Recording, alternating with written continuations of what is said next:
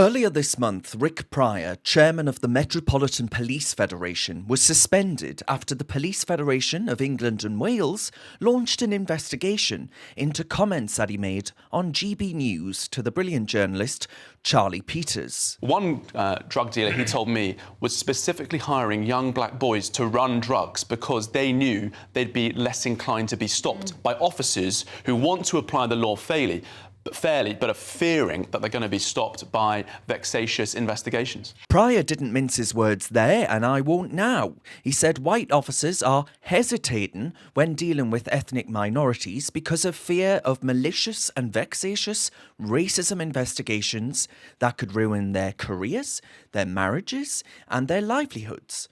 And they're right to fear it. Officers are looking at dangerous situations and thinking it's just not worth the risk. So they'd rather do paperwork, police your tweets, instead of our streets. And that hesitation puts us all at risk. Let's take that case of Chris Kaba, a known gang member who was shot after trying to ram his car through a hard stop by armed officers. Doors, doors, doors! Oh, police! Show me your hands! Show me your hands!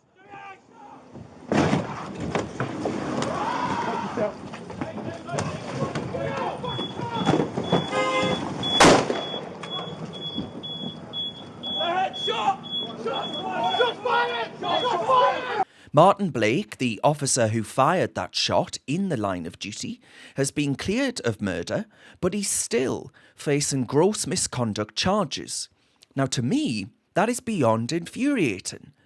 Who in their right mind would want to be a copper today, knowing that even if you're cleared in court, you could still lose your job because the top brass don't want to be called racist? And now we've got a statement from Reform MPs, Nigel Farage, Richard Tice, Lee Anderson, Rupert Lowe and James McMurdoch, who've spoken out about this disgraceful situation. Here's what they had to say. We should be very grateful to the jury who acquitted Martyn Blake on the charge of murdering Chris Kaba. In less than 3 hours, that was a pretty quick turnaround, their decision undoubtedly brings into question whether the Crown Prosecution Service and the IOPC are competent and fit for purpose. Mr. Blake made a split-second decision based on a series of facts that clearly led the police to believe this could be a dangerous person. However, the statements by the Independent Office for Police Conduct and the Crown Prosecution Service after the verdict are truly shocking. Both wrongly decided to recommend a prosecution for murder by a serving police officer. They show no regret and are still siding with Mr. Kaba, who we now know and we now discover was a feared, violent, gun-toting gangster. Now, this statement goes to the heart of the issue and explains why Reform are doing much in the way of opposition. Why was the CPS pushing so hard for a murder charge here? And why did they and the IOPC continue to back Kaba, despite knowing full well that he was a violent criminal with a rap sheet that includes shootings, stabbings and possession of firearms? Reform MPs are right to ask, was Kaba's violent past deliberately concealed to stoke community tensions? This is the problem we're dealing with. A system that covers up the facts in favour of pandering to political correctness.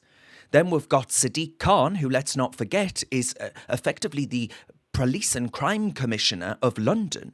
He came out with this ridiculous statement and he said this: I understand the impact Chris Kaba's death has had on London's communities and the anger, pain and fear it has caused. And I said, what? Fear? Fear that if you join a gang, you mess around with guns and knives and refuse to surrender to armed officers, then ram your car into them. Fear that your life might be ended prematurely in that scenario. The reality is, Martyn Blake made a decision in the heat of the moment to protect his fellow officers and the public from a dangerous criminal. Yet it's Blake, not Kaba, whose life has been upended, suspended, charged, dragged through the courts, and now facing gross misconduct charges despite being cleared of murder, which would strip him of his job. We've got to ask, Why did the CPS and the IOPC recommend that Blake be tried for murder?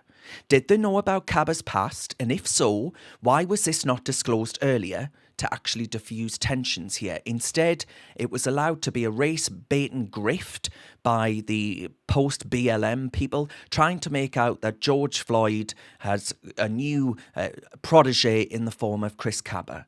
As the Reform MPs highlighted, transparency and openness could actually have helped prevent much of the unrest in London after the shooting.